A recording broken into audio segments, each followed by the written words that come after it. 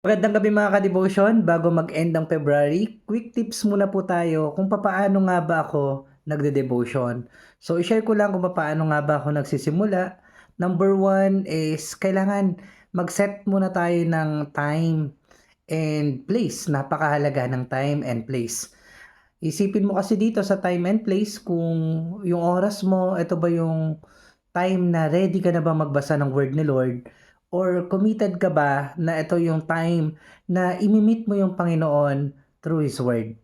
Or ito pa yung place na kailangan ko siyang katagpuin sa mga oras na ito.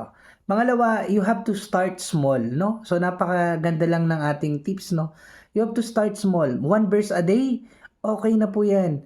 Napakahalaga po yan. Yung one verse a day na yan, then pag-aralan mo kung ano yung sinasabi ni Lord sa'yo. And syempre, dapat meron kang journal. Yan. So, notebook. Yan. Kapag may notebook ka, may isusulat mo yung mga sinasabi sa'yo ng Panginoon at matatrack mo yung progress mo or yung faith journey mo. Kaya mga kapatid, mga ka-devotion, ako share ko lang sa inyo, ang ginagamit ko noon ay yung tinatawag na SLAP method. So sa SLAP method, yung letter S stands for the scripture or salita ng Panginoon. Ito yung word of God. So when you read the word of the Lord, ayan, pag binabasa mo yan, siguro kung magbabasa ka dahil nag-start ka pa lang naman, I suggest you can start ng one chapter a day or pwede naman na mag-spend ka ng 5 to 10 minutes. Wala pong masama.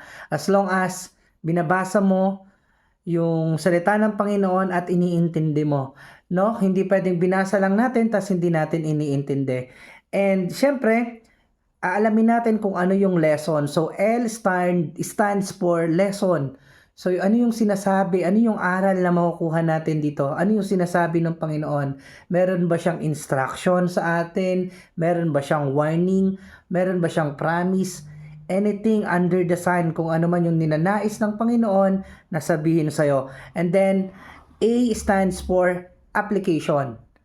Ano yung ia-apply natin or paano natin ito ia-apply doon sa buhay natin, yung word ni Lord. Yung word ni Lord sa araw na yon, paano mo to i-apply sa buhay mo? Hindi naman ibig sabihin ito yung word niya today, may apply mo na kaagad. So itong word ni Lord, ayan, yung mga natututunan mo sa journey mo, i-note mo siya para at least pag dumating ka sa isang situation, dumating ka sa isang pangyayari sa buhay mo, meron kang word ni Lord na paghuhugutan. And then last is P stands for prayer or panalangin. So, hingin mo sa Panginoon na ipaliwanag niya, ma-enlighten ka sa salita niya. So, mga kapatid, mga ka-devotion, this is just a quick tips. Tandaan po natin, mag-set po tayo ng time and place, number 1. And number 2, start small kapatid. And number 3, make a journal. No? So, yun lang po. Magandang gabi mga ka-devotion.